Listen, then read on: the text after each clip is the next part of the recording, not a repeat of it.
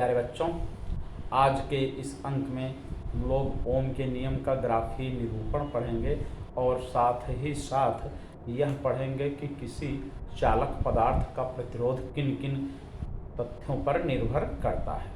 तो इसके पहले के अंक में हम लोगों ने पढ़ा था कि ओम के नियम के अनुसार जो होता है वो विभवांतर चालक के अंदर प्रवाहित होने वाली धारा के अनुक्रमानुपाती होता है, अर्थात V = IR, जहाँ I जो है चालक में प्रवाहित होने वाली धारा है और V जो है उसके सिरों पर उत्पन्न विभवांतर है। तो उसका हम लोग पहले यहाँ अध्ययन कर लेते हैं, ओम के नियम का ग्राफीय निरूपण।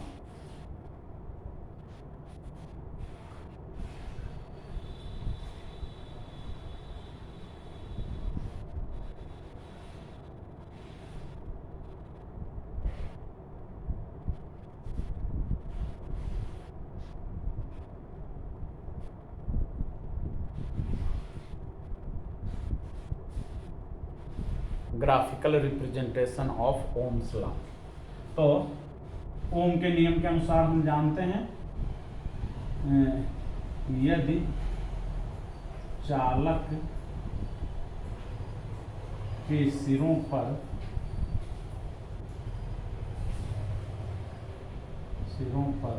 विभवांतर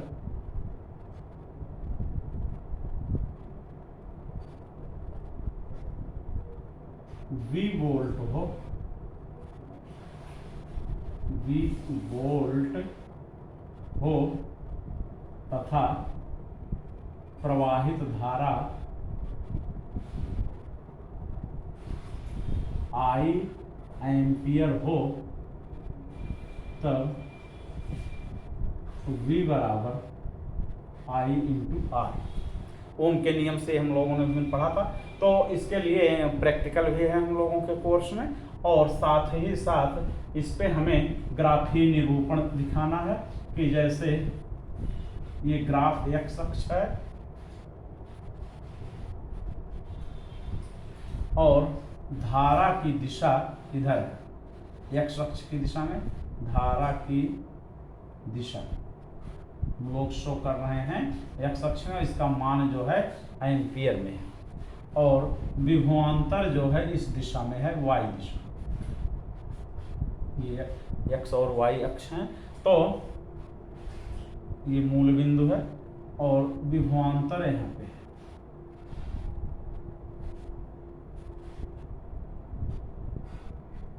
विभवांतर V जो है वोल्ट में।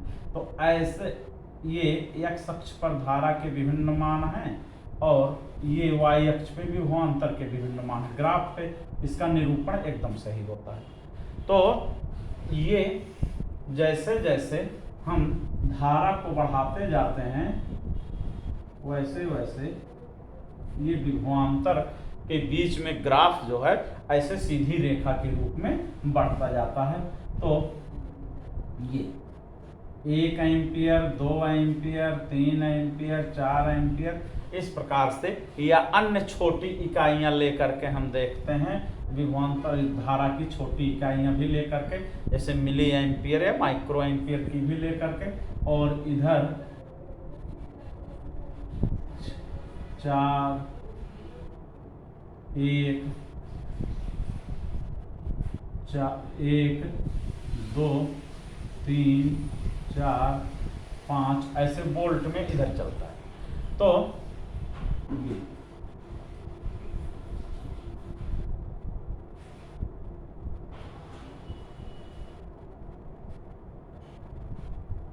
ये B। तो जो रेखा AOA है, एक्स अक्ष के साथ जो कोण बनाती है, उसका टेंजेंट जो है इस धारा के प्रतिरोध को दिखाएगा। यानी यहाँ से अगर हम लोग R बराबर निकालना चाहें तो R बराबर हो जाएगा V/I, या आप कह सकते हैं कि थोड़ा सा परिवर्तन धारा में करते हैं और उसके अनुसार विभवांतर में जितना परिवर्तन होता है उन दोनों का विभवांतर में परिवर्तन और धारा में परिवर्तन ही जो है वो उसके प्रतिरोध को शो करेगा, यानी उस चालक तार के प्रतिरोध को शो करेगा जिसमें से ये धारा प्रवाहित हो रही है। तो R बराबर आप कह सकते हैं कि डेल्टा V बटा डेल्टा I, ये सीधा ग्राफ प्राप्त होता है। और यदि ग्राफ तो ऐसे परिपथ को, ऐसे उपकरण को जिसमें उत्पन्न विभवांतर धारा के अनुक्रमानुपाती हो, अर्थात सीधा ग्राफ प्राप्त होता है, सीधी रेखा, तो ऐसे परिपथ को हम लोग ओमीय परिपथ कहते हैं। यानी यदि ग्राफ सीधी रेखा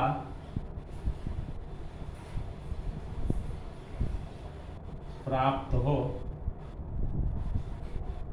तो उसे ओमीय परिपथ कहते हैं।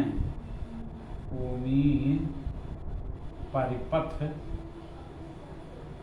कहते हैं। और यदि ये सीधी रेखा न प्राप्त होकर के वक्र रेखा प्राप्त हो, यदि ग्राफ वक्र रेखा यानी टेढ़ी रेखा प्राप्त हो रहा है तो हम उसे अनओमीय प्रतिरोध कहेंगे। तो ऐसे यदि ग्राफ सीधी रेखा की जगह ग्राफ वक्र रेखा के रूप में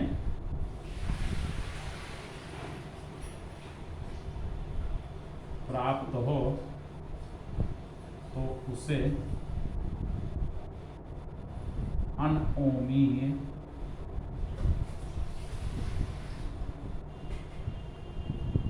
परिपथ या प्रतिरोध कहते हैं।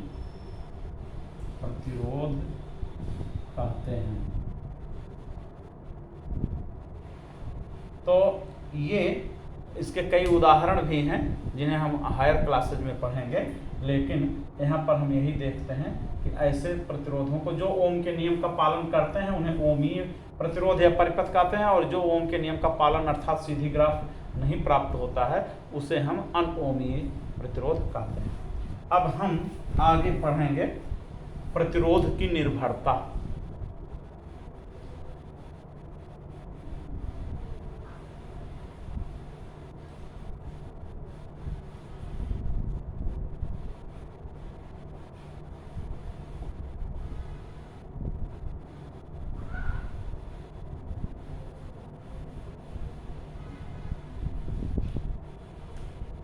प्रतिरोध की निर्भरता।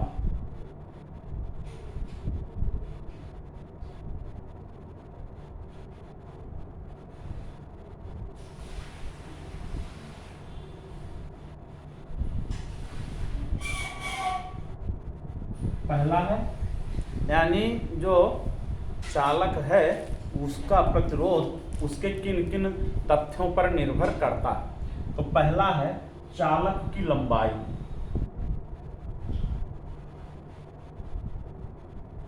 चालक की लंबाई, जैसे मान लीजिए कि ये कोई चालक तार है,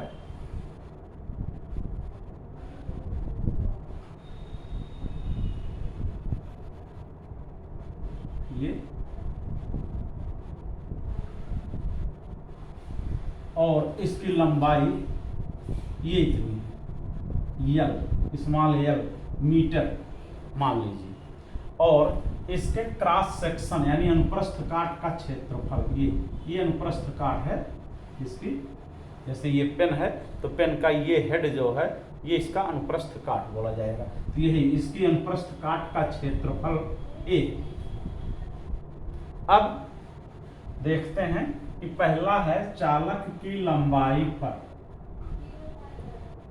तो चालक की लंबाई के अनुक्रमानुपाती होता है प्रतिरोध, अर्थात अगर किसी चालक की लंबाई बढ़ाएंगे तो उसका प्रतिरोध बढ़ेगा। तो इसमें हम लिखेंगे लंबाई के अनुक्रमानुपाती।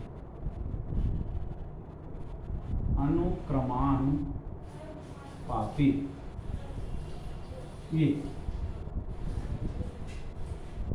ये अनुक्रमानुपाती होता है। अर्थात जैसे जैसे चालक की लंबाई बढ़ेगी उसका प्रतिरोध बढ़ेगा, लंबे चालक तार का प्रतिरोध अधिक, छोटे चालक तार का प्रतिरोध कम। यानी हम कह सकते हैं कि R is directly proportional to L, यानी R जो है L के समानुपाती है। दूसरा क्या है, दूसरा तथ्य है अनुप्रस्थ काट का क्षेत्रफल। अनुप्रस्थ काट का क्षेत्रफल, तो अनुप्रस्थ काट का क्षेत्रफल यानी इसके जो है वो व्युत्क्रमानुपाती होगा। अनुप्रस्थ काट का क्षेत्रफल यानी ये चीज जितना मोटा होगा, बड़ा होगा, इसका मतलब वो चालक तार उतने ज्यादा मोटा होगा, तो उसके व्युत्क्रमानुपाती होता है। अनुप्रस्थ क्षेत्रफल के व्युत्क्रमानुपाती, अर्थात बढ़ेगा तो घटेगा और घटेगा तो बढ़ेगा, व्युत्क्रमानुपाती।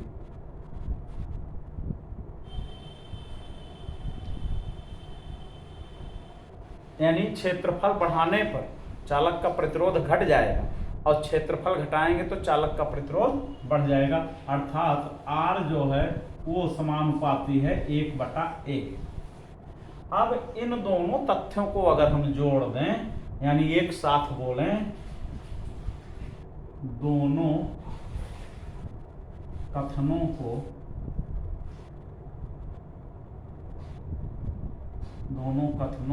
को संयुक्त करने पर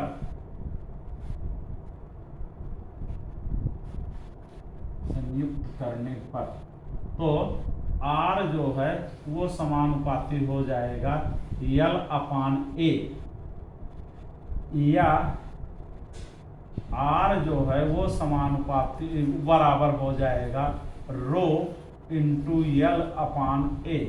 यहाँ जो रो है, रो, इसको हम रो पढ़ते हैं, यानी ये रो है,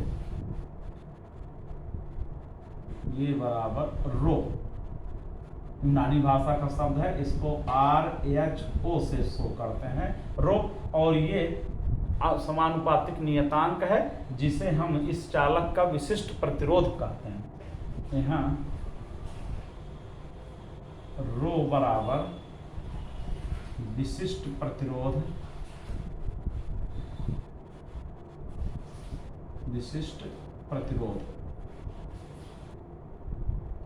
ये तो ये चालक का विशिष्ट प्रतिरोध होता है, और ये केवल चालक के पदार्थ पर, यानी चालक किस पदार्थ का बना है, किस धातु का बना है, इस पर निर्भर करता है।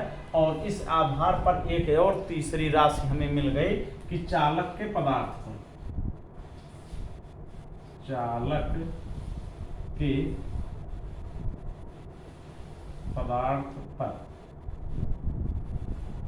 अर्थात किसी चालक का प्रतिरोध चालक के पदार्थ पर निर्भर करता है कि चालक किस पदार्थ का बना है, लोहा, चांदी, तांबा धातुओं पर, या विलयन पे बना है, किस चीज के पदार्थ से बना हुआ है चालक, ये उस बात पर निर्भर करता है।